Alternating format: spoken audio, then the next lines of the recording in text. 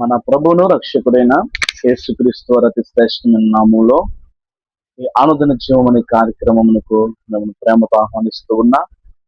దేవుని మహాకృపలు మీరు అందరూ క్షేమకరంగా ఉన్నారని, దేవుని కృప చేత మీరు బలపరచబడి నడిపింపబడుతూ ఉన్నారని నేను అంతగానో నమ్ముతున్నాను. ప్రతిరోజు మనము దేవుని వాగ్దానం చూసుకుంటున్నాం. ఈ రోజు దేవుని వాగ్దానం మనం చూసుకున్నట్లయితే మొదటి పేతురు పత్రిక 5వ అధ్యాయము 7వ వచనమును మనం చూసుకున్నట్లయితే, ఆయన మిమ్మల్ని గూర్చి చింతించుచున్నాడు కనుక మీ చింత యావత్తు ఆయన మీద వేయుడి. దీనిన అనేక మంది చింతలతో, బాధలతో, అనేకమైన ఆపదలు గుండా వెళుతూ భయాందోళన పరిస్థితులలో దిగులు పడుతున్న వారు అనేక మందిని మనం చూడగలుగుతున్నాం. కానీ ఇక్కడ ఒక శ్రేష్టమైన మాట ప్రభు మనకు తేటపరుస్తూ ఉన్నారు. ఏంటి ఆ మాటను మనం ఆలోచన చేసుకున్నట్లయితే, మీ చింత యావత్తు నా మీద వేయుడి.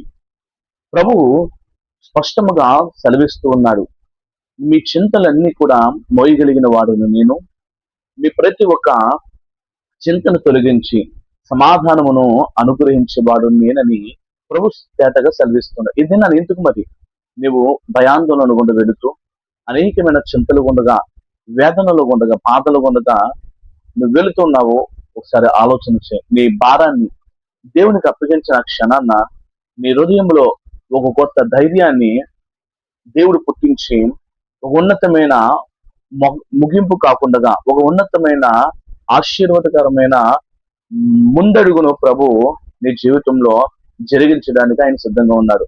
సమస్యలు చుట్టుముట్టినప్పుడు సొంత ఆలోచనలతో దిగులు పడకుండా దేవుని వైపు చూడడం అలవాటు చేసుకోవాలని ప్రభు ఇక్కడ సెలవిస్తూ ఉన్నాడు. ఇది నన్ను నీ సొంత ఆలోచనలను బట్టి, నీ సొంత ఉద్దేశాలను బట్టి, నీ సొంత చిత్తములను బట్టి నువ్వు దిగులు పడుతున్నావు. కానీ ఇప్పుడు మనం దేవునికి మన జీవితాలను అప్పగించినప్పుడు, ఆయనకు మన జీవితాలను సమర్పించుకున్నప్పుడు ఆయన మన జీవితంలో కార్యములు జరిగిస్తాడు. మన విషయాలని ఆయనకు అప్పగిస్తే మనసుకు ఎంతో నెమ్మదిని కలగజేసేవాడు మన ప్రభు అయిన దేవుడు. ఇది నీ జీవితము, నా జీవితము దేవునికి అప్పగించినప్పుడు ఆయన మనకు నెమ్మదిని అనుగ్రహిస్తాడు. మనం పడే ప్రతి తపన, మనం పడే ప్రతి ఒక్క ఆలోచన, మన మనసులోని ప్రతి భారం ఆయనకు తెలుసు. కాబట్టి మనకంటే ఎక్కువ మన గురించి ఆలోచించే దేవుడు మనకు ఉన్నారనే నిశ్చయత మనకు గొప్ప ధైర్యాన్ని కలగజేస్తుంది. భక్తుడైన దావీదు అంటూ ఉన్నాడు, ప్రభువా నీవే నా కొండ, నీవే నా కోట, నువ్వు నన్ను బలపరిచేవాడవని ప్రభు సన్నిధిలో ఒక మంచి మాట దావీదు చెప్పగలుగుతున్నాడు. అదే విధంగా మనం చూసుకున్నట్లయితే గనక ఇర్మియా భక్తుడు సెలవిస్తున్నాడు 17వ అధ్యాయం 17వ వచనంలో, నేను అధైర్యపడను, నేను భయపడను, నీవే నాకు ఎత్తైన కోటవని ఇర్మియా భక్తుడు సెలవిస్తూ ఉన్నాడు. మనము ప్రతి ఒక్క ఆలోచన దేవునికి అప్పగించినప్పుడు ఆయన మనకు ఒక ఉన్నతమైన కృపను, ఒక ఉన్నతమైన సహాయమును ప్రభు మనకు దయచేస్తాడు. ఇదే నన్ను దిగులు పడకు, దేవుని మీద ఆధారపడు. ఆయన నిన్ను అలస్యం చేసే దేవుడు కాదు, ఆయన నిన్ను విడిచిపెట్టే దేవుడు కాదు.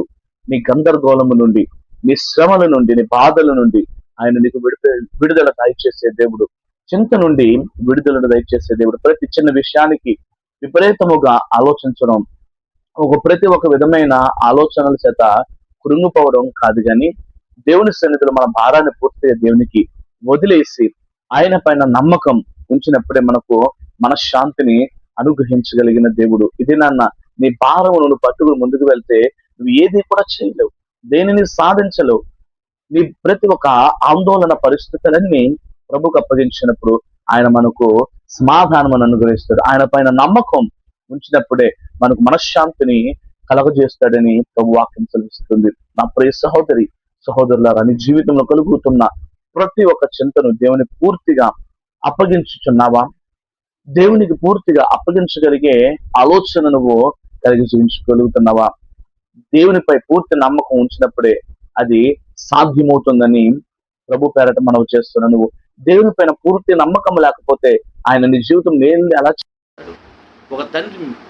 ఒక తండ్రి మీద ఒక కుమారుడు ఆధారపడినప్పుడు తన తండ్రి తన కుమారుడికి కావలసిన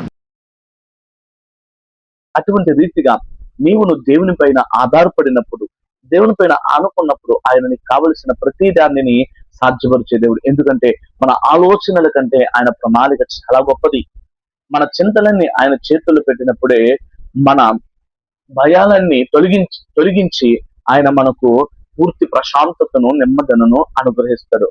మరి దినాన్న వీటిని బట్టి నువ్వు చింతిస్తూ దేవుని పైన నమ్మకం లేకుండా జీవించగలుగుతున్నావో, అయితే ఈ ఉదయ కాలము దేవునికి అప్పగించు. నీ జీవితాన్ని దేవునికి అప్పగించి ఆయన చేతికి నువ్వు పూర్తిగా విశ్వాసముతో ఆయనకు లోబడినప్పుడు నీ ఆందోళనలన్నీ, నీపై ఉన్న ప్రతి ఒక్క వేదన, ప్రతి ఒక్క బాధను తీసివేసి నీకు ఇచ్చే ప్రశాంతతతో ముందుకు సాగిపోయే భాగ్యాన్ని దేవుడు నీకు దయచేయగలుగుతాడు. అటువంటి కృపను పొందుకోవాలనుకుంటున్నావా? అయితే దేవునికి నీ జీవితాన్ని అప్పగించు. ప్రభు నీ కృప చూపించి నడిపించును గాక. ప్రార్థన. మహాగణుడ, మహోన్నతుడమైన తండ్రి, ఈ దినాన్న ఎందరైతే వారి సొంత ఆలోచనలు బట్టి సమాధానము లేకుండా గందరగోళములతో నిబిడలు జీవిస్తున్నారో వారి చింతలను తొలగించి వారిని చేతికి అప్పగిస్తుండగా నీ బిడ్డలను బలపరచమని ప్రార్థన చేస్తున్నాను. నీ కృపతో నింపండి. నీ బిడ్డలకు సహాయమును దయచేయి. ఈ దినమంతా నీ బిడ్డలు చేసుకుంటున్నా ప్రతి ఒక్క పనిలో, జీవనోపాధులలో నీ సహాయం దయచేయమని యేసు నామములో అడుగుచున్నాము తండ్రి. ఆమేన్. God bless you. ప్రభు మిమ్మల్ని దీవించి నీ ప్రతి ఒక్క పనిలో ఆయన కృప చూపించి నడిపించును గాక. ఆమేన్.